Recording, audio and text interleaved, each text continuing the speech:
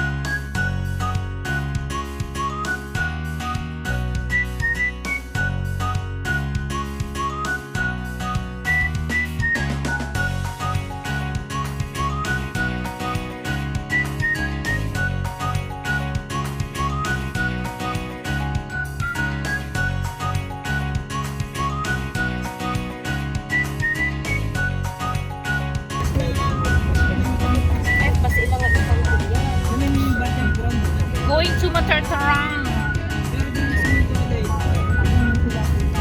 Driver namin.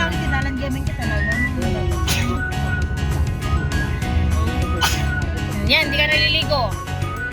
Sukat ka lang, sukat ko na. Nabanglulot na. Nakalimlang ko na ako. Untun ko na nalagta na. Sukat mo ng kalkalam mo na. Surutan lang tuman ng te. Itatangad nga matulog. Yes! Kata kayo matulog.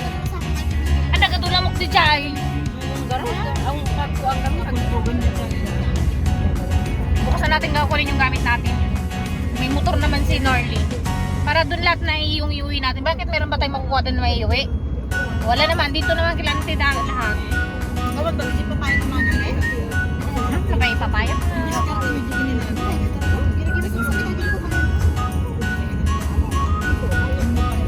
Ito mo, dapat ang kanya na ginawa kami. Magod talaga.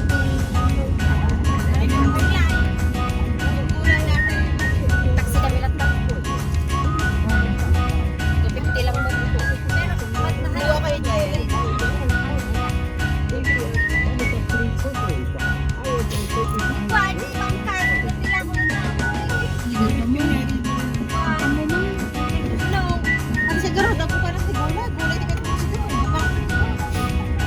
Gulay ka talaga dapat kasi ano, buntit ka.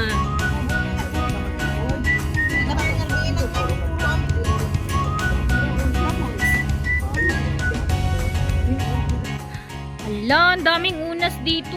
Nandito kami ngayon sa Matartarang. Ayan, pumunta kami dito ngayon sa manukan ng aking pinsan. Kukuha lang daw ng itlog. Ayun, ang dami niyang manok. Wow, ang dami. Eh, ba't bukas ba pupunta si, Ne? si Karen doon ba? Ngayon! Ngayon siya pupunta. Sinabihan ko na. Sabi niya kanina, magpahinga lang daw at pupunta na doon.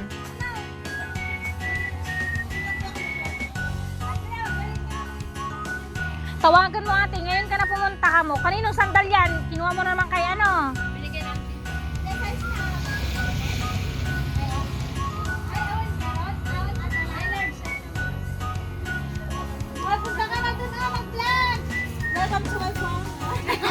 Yan, supportive ng aking pinsan. Punta na daw ako sa manukan niya.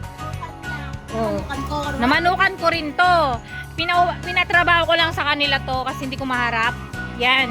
Wow! Ang dami naman! Wow! Mamimili na ba ako? Pipili na ba ako ng aking iuwi?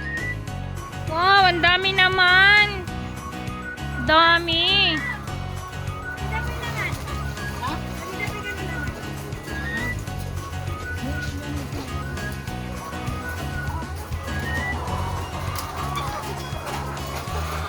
Wow!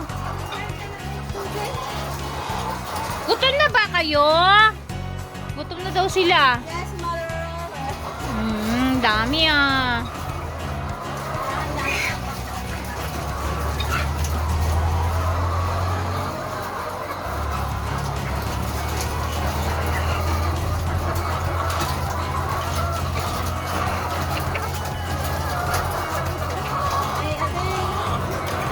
Datlog nan? Wait lang. Nangitlog ba kayo ngayong araw na to? Ay, naibenta na yung mga itlog ninyo. So, ito na yung itlog na siya. Ang galing naman. Ano, itlog nyo. Fresh na fresh talaga siya.